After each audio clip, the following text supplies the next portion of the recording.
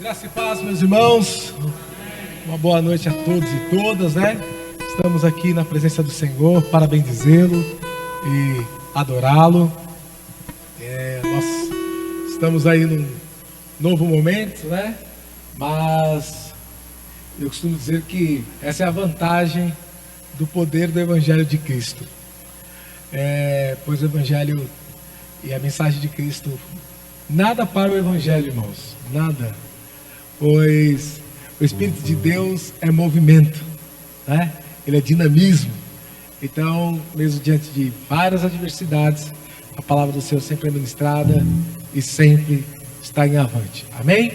Irmãos, nós, devido ao tempo, nós mudamos um pouco a liturgia, né, dos nossos cultos, porque a duração dos nossos cultos não pode ultrapassar 1 hora, né, por uma questão de cuidado, né? Então, nosso custo é um pouco enxugado. E nós não estamos fazendo, então, a ministração da oferta, né? Os irmãos não passam para a salva.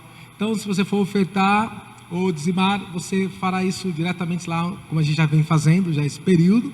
Amém? Mas nós sempre fazemos um momento de oração, né? Um momento de oração, agradecendo a Deus pelas ofertas e pelos dízimos. E para essa oração, eu quero chamar aqui nosso irmão diácono Marcos para fazer essa oração, em nome de Jesus.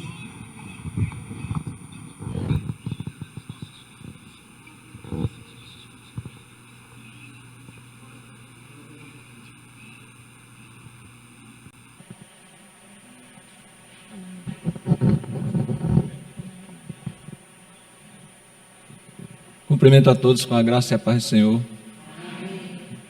Vamos orar, irmãos, em nome de Jesus. Senhor nosso Deus e nosso Pai, queremos ao Senhor amado te agradecer, ao Senhor, por estarmos aqui essa noite, para juntos, Senhor, adorar e exaltar o teu nome, Senhor. Queremos te pedir, ó Deus, por cada um, Senhor, dos teus servos, Senhor, que estão aqui, com o propósito, Senhor, de trazer o seu dízimo, com a sua oferta, meu Deus. Em nome de Jesus, continua abençoando cada um dos teus servos, suprindo as suas necessidades. Em nome de Jesus, Senhor, para que eles reconheçam, meu Deus, a cada dia mais, que Tu és o único Deus verdadeiro, o único que supre todas as necessidades, o único que abençoa. Então, diante de tudo isso, Senhor, que tem feito na vida dos teus servos, eles possam ser gratos a Ti a cada dia, Senhor, por todas as bênçãos. É o que te pedimos e já te agradecemos, em nome de Jesus, Senhor. Amém.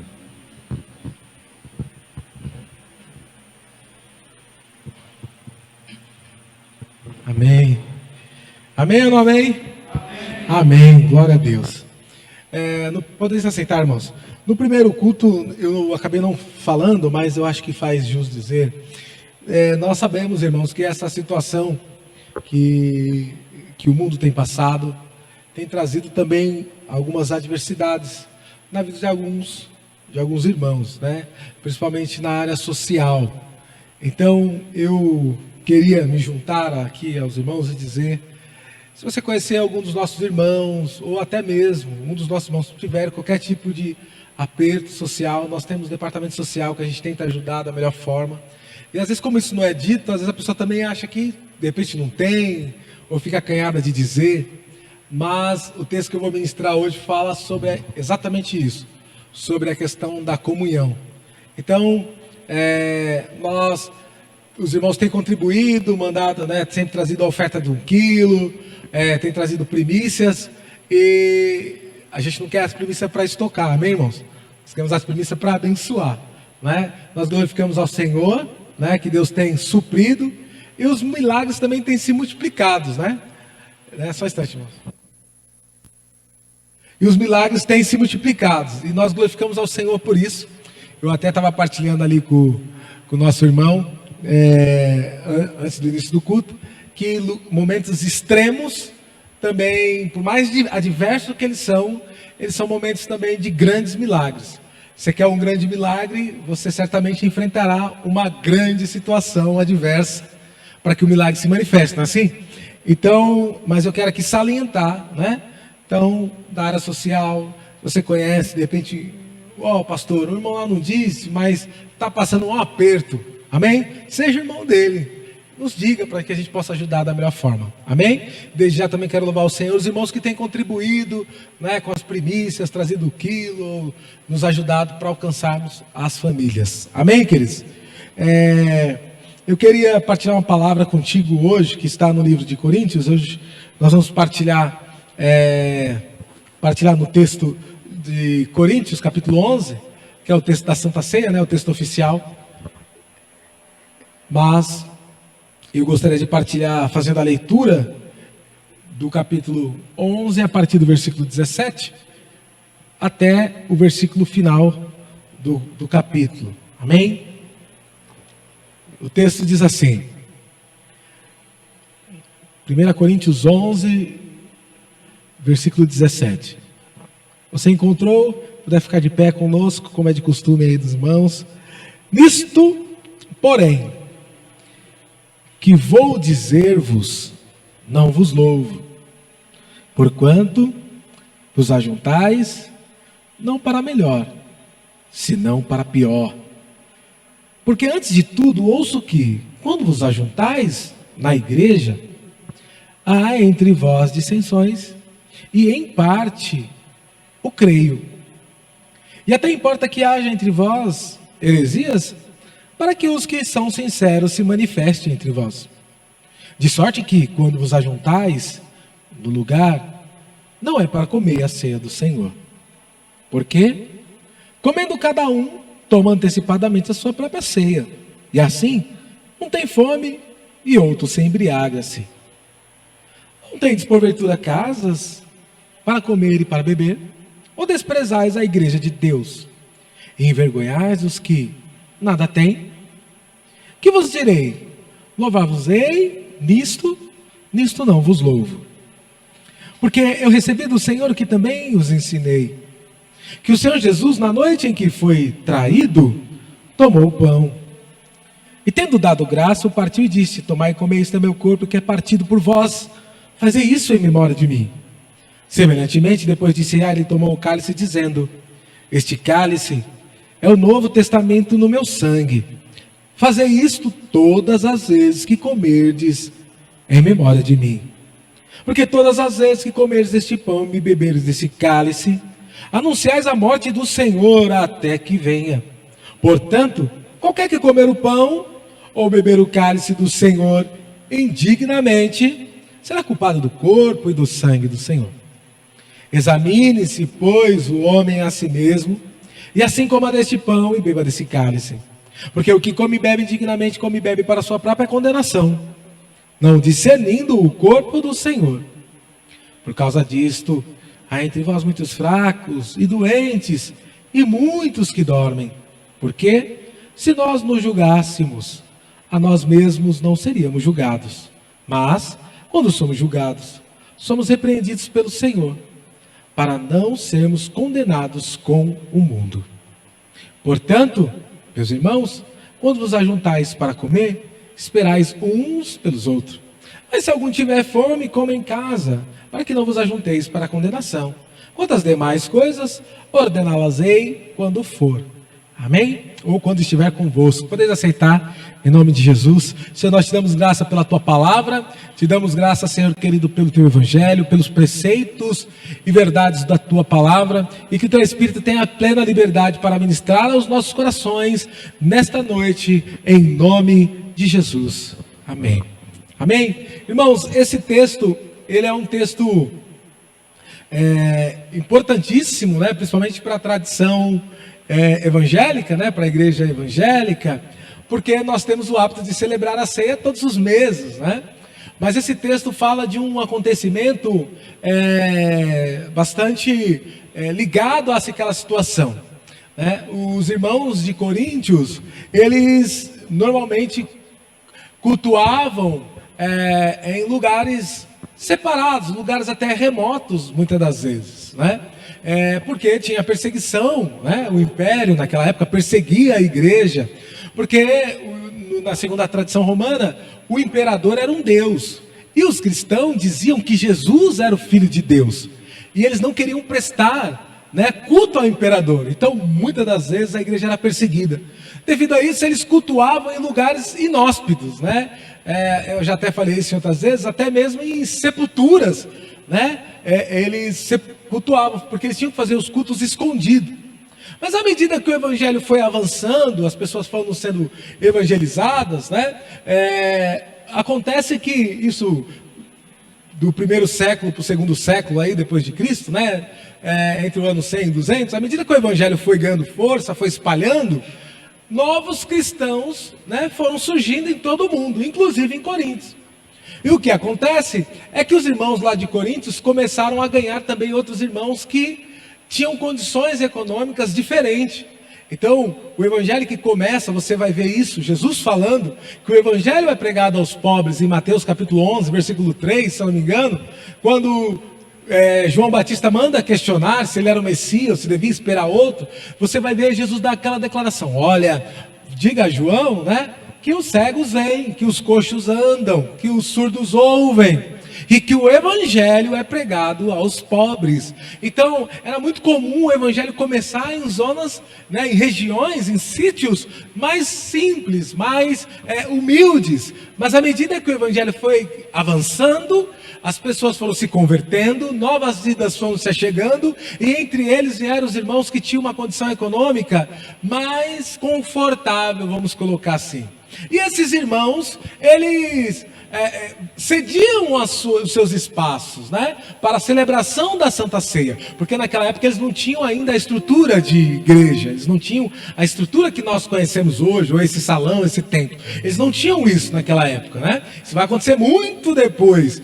Então eles cultuavam normalmente nas casas, geralmente eles se juntavam nas casas, e os irmãos agora mais financeiramente, eles começavam a ceder o lugar. Até mesmo a última ceia que Jesus celebra, nós vamos ver que ele não celebra na sinagoga, né, como era costume dos judeus. Jesus celebra num cenáculo, que inclusive é emprestado, né? Todo mundo lembra da última passagem, né, da ceia, que Jesus manda, né? Olha, vai, entre na cidade, você vai encontrar um lugar, diga que nós queremos o cenáculo emprestado, né? Então, aquele cenáculo, segundo a tradição, diz que aquele lugar, o cenáculo era na verdade um ambiente superior de uma casa, né? Então as pessoas construíam e em cima tem, aqui no Nordeste eu vejo que o pessoal gosta de fazer um sobrado com os telhadão em cima, né? E é mais ou menos isso daí. Então eles tomavam esses lugares emprestados e Jesus faz a ceia exatamente num cenáculo, num lugar emprestado. Segundo a tradição diz que é a família de João Marcos, né, que empresta este lugar para Jesus celebrar a Santa Ceia. E aqui na comunidade de Coríntios não é diferente. Os irmãos financeiramente com condições melhores cediam os lugares das suas casas, os seus cenáculos, para que a ceia fosse celebrada. O que vai acontecer é que nós vamos ver aqui Paulo criticar os irmãos e dizer a eles que eles se ajuntavam, mas nisto eles não eram louvados. Ou Paulo não os elogiava por eles se ajuntarem.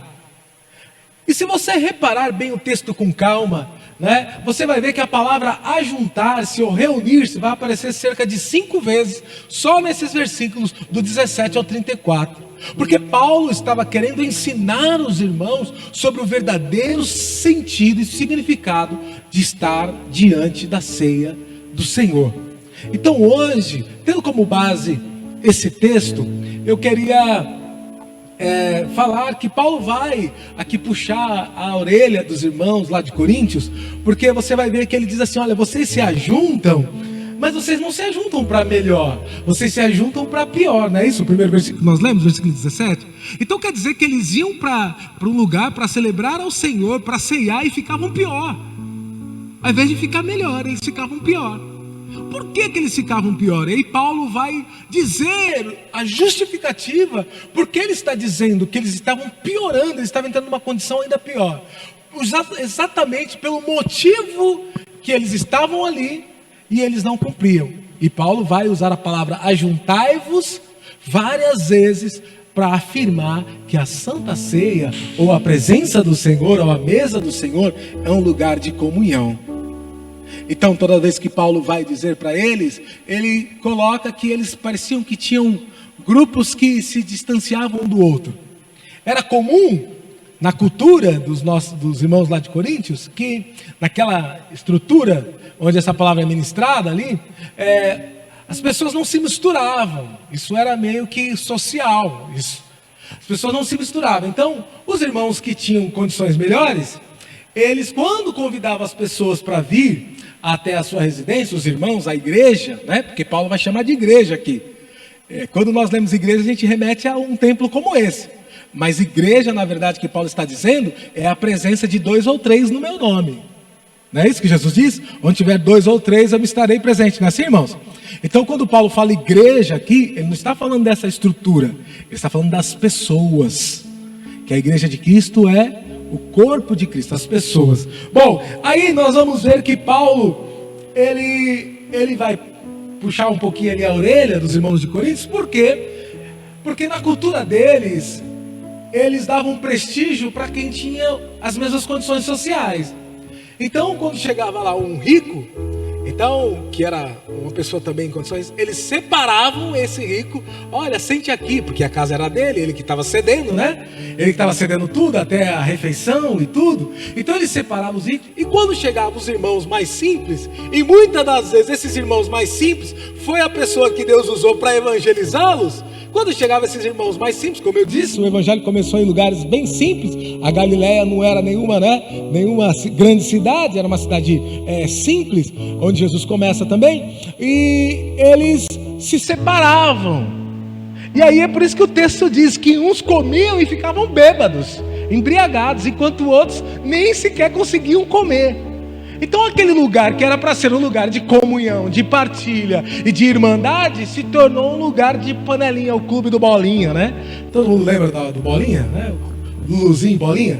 Então era aquele clube do Luluzinho e Bolinha, era isso que está acontecendo lá em Coríntios. Então tinha aqueles que, olha, se regalavam. Eu não quero aqui entrar muito no contexto social, mas irmãos, deixa eu dizer uma coisa para vocês sobre essa sociedade. Eles não tinham... Quem tinha carne naquela época, quem comia talvez um fazão ou uma ave, é quem tinha dinheiro. Porque na mesa, normalmente da sociedade, o que tinha era pão, porque nunca falta o pão. Depois nós podemos até falar por que Jesus utiliza o pão. O vinho, porque eles usavam o vinho, muitas das vezes, como, vamos dizer assim, eles diluíam o vinho na água por causa do problema de saneamento básico. Porque a água não era muito boa. Então eles usavam o vinho para tirar um pouco ali os vermicidas da água, vamos colocar assim, né, a grosso modo. Então eles usavam o vinho para isso. Então quem tomava vinho puro era só quem tinha dinheiro, porque o restante misturava o vinho com água para poder tomar água, né? E então era esse contexto. Mas sempre tinha na mesa das pessoas 3 coisas muito comuns naquela época: o pão, o vinho e o azeite. Essas 3 coisas eram comuns. Né? Agora iguarias, né? Carne, essas coisas aí era só os ricos. Então você imagina que quando chegava lá naquela casa onde aquele irmão mais afortunado emprestou, tinha aquele monte de iguaria. Mas o irmão mais simples, quando chegava, não tinha para ele não. Porque na cultura deles, né? Na cultura, eles separavam as pessoas. As mulheres tinham menos valor e as crianças então tinham menos valor ainda. Menos valor ainda. Tem uma obra de arte que retrata essa cena, né, daquela época greco-romana, e você vê a cena deles deitados, as festas, né, dos gregos romanos, eles deitados, cheio de uva, aquela coisa, né? E você vê um monte de criança na imagem. Eu não me recordo agora o artista, senão eu compartilharia. Tem um monte de criança. E aí fica difícil discernir a imagem. Mas aí ouvindo alguém falando sobre a imagem, né, um professor falando sobre a imagem, aquelas imagens de crianças não eram crianças. Eram os escravos, as mulheres e pessoas de condições sociais inferiores. Eles eram retratados como alguém insignificante. E é isso que Paulo vai questionar. É isso que Paulo vai dizer. Vocês se ajuntam e vocês acham que isso é a maior festa, mas vocês não se ajuntam para bem, vocês se ajuntam para pior. Então Paulo começa a dizer para eles sobre se juntar e como eles estavam na verdade tendo perca quando eles se ajuntavam. Como era pior? Porque aquilo não era a festa do fulano X, do ciclano Y, não. Aquela era a ceia do Senhor.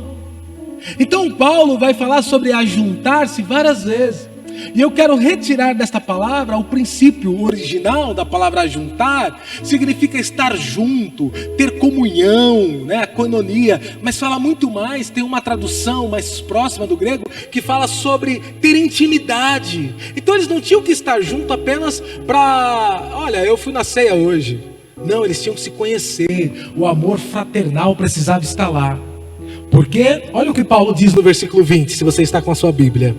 Paulo diz assim: de sorte que quando vos ajunteis no lugar, não é para comer a ceia do Senhor. Ora, eles se ajuntam lá, e Paulo fala, isso não é a ceia do Senhor.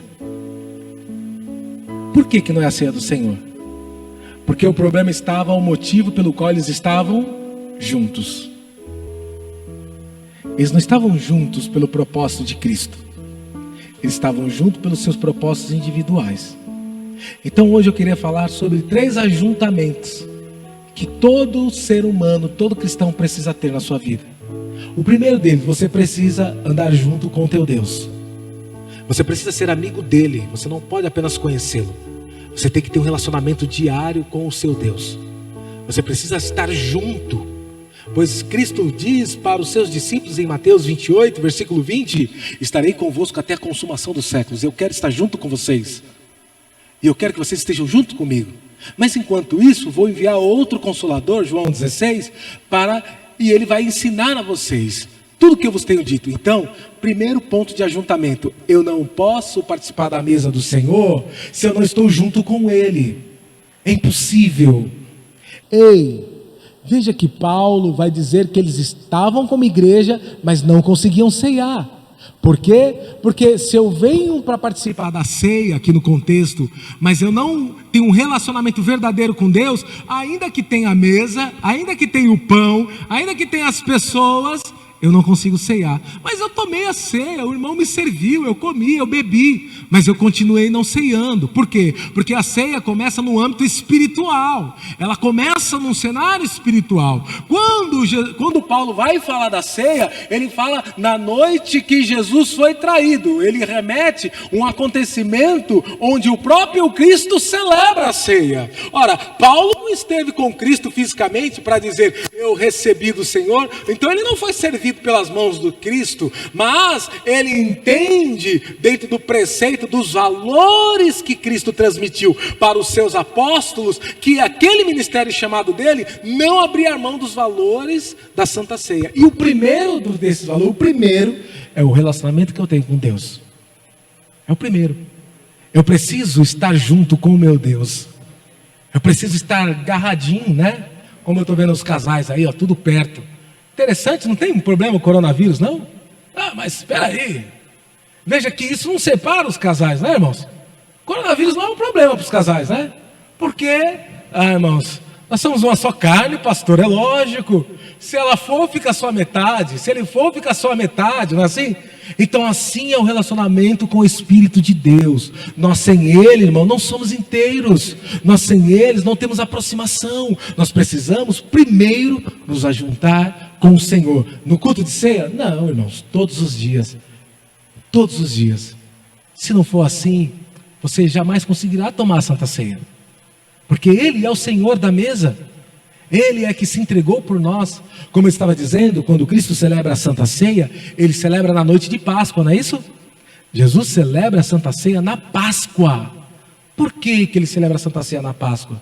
Porque Ele queria passar para os discípulos, lógico que tem outros critérios, mas o principal deles é que assim como eles sacrificavam um cordeiro ali, na Páscoa eles tinham que sacrificar o cordeiro, lembra da história da saída do Egito? Eles tinham que sacrificar o cordeiro, comê-lo por inteiro, né, assim, passar o sangue nos umbrais e no outro dia, sair fora do Egito. Era essa a ideia. Enche o bucho, não desamarra as alparcas e nem o cinto.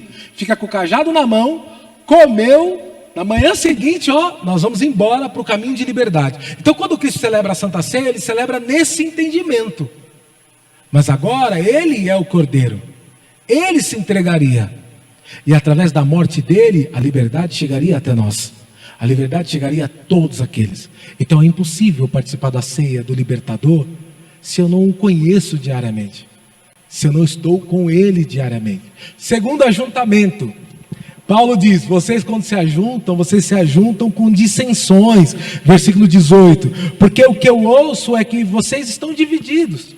Então, não é possível tomar a ceia do Senhor, celebrar a ceia do Senhor, se eu venho e estou com meus irmãos, mas eu tenho essa estrutura como os de Coríntios. O Luiz Amaro é meu irmão, eu amo muito, eu quero ele muito do meu lado, mas é aquele ali você não sabe, pisou no meu calo, me falou que eu não queria ouvir, esse aí eu prefiro ignorar. Então é impossível eu tomar a ceia do Senhor. Mas e se eu comer o pão? E se eu tomar o suco? Eu não estou participando da ceia? Não está, porque a ceia começa primeiro no espiritual. E Deus é espírito, irmãos. E importa que aqueles que o adorem como? Então é impossível eu realmente ceiar se eu não tenho comunhão com o corpo. Isso não estabelece, porque quebra um princípio pelo qual Cristo nos uniu. Ora, quando Cristo celebra a Santa Ceia, Ele não está com uma multidão à mesa, Ele está com os seus discípulos. E é interessante que Jesus sabia as particularidades de cada um deles. Jesus conhecia cada um dos seus discípulos individualmente. Sabia as suas adversidades, sabia o seu caráter, sabia o seu temperamento, não é assim? Os discípulos têm temperamentos diferentes. Jesus os conhecia, Jesus os chamou pelo nome.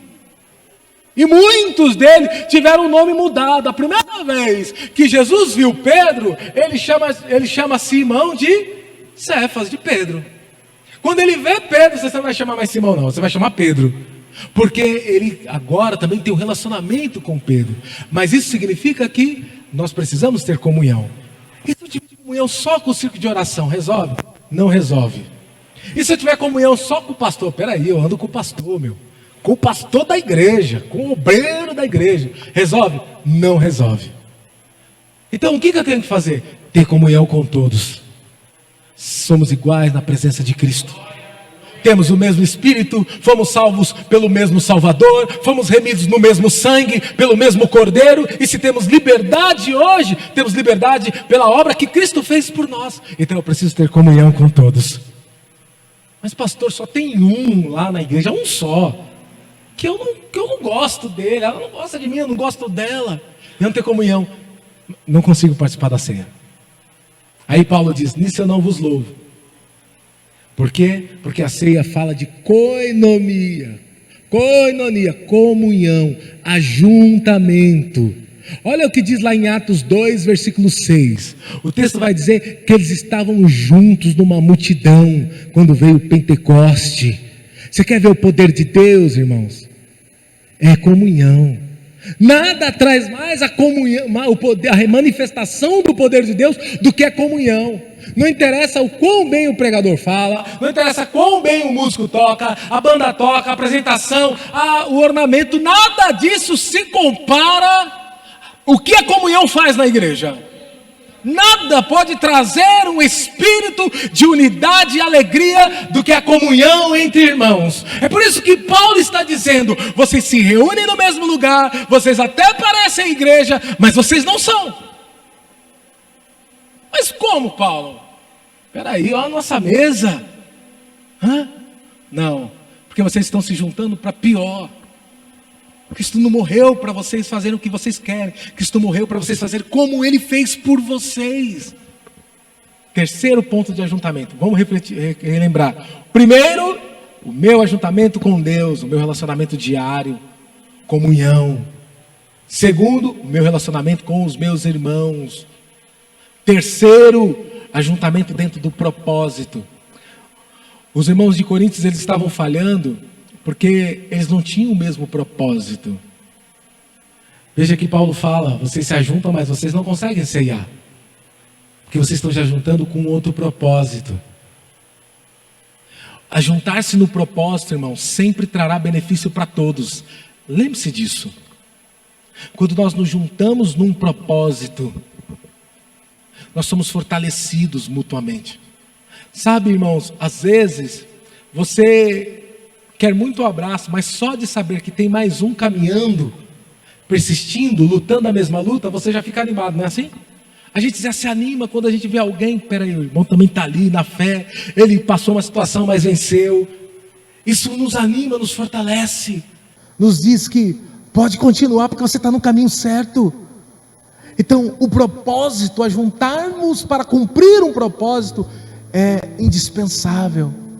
Então a ceia do Senhor, ela tinha um propósito. Jesus não fez por fazer. E o propósito, eu gosto muito de uma frase de João Calvino, que ele diz assim: olha, entenda que quando você celebra a Santa Ceia, aquele que é celebrado simbolicamente está presente realmente. Então, embora esse pão represente o corpo de Cristo, o suco de uva, o seu sangue, isso que é celebrado simbolicamente, mas Ele está aqui, Jesus está aqui. Então, embora seja algo simbólico, é real, porque o que é real, irmãos, começa no espiritual, não no material. Tem gente que acha que o que é real começa no material. Não. O que é real começa no espiritual, não é no virtual, tá, irmãos? Espiritual e virtual, a distância é gigantesca. O mundo espiritual rege todas as coisas. Onde está escrito isso, pastor Ricardo? Hebreus capítulo 11, versículo 2 e 3. Porque tudo que foi feito por aquilo que não se vê.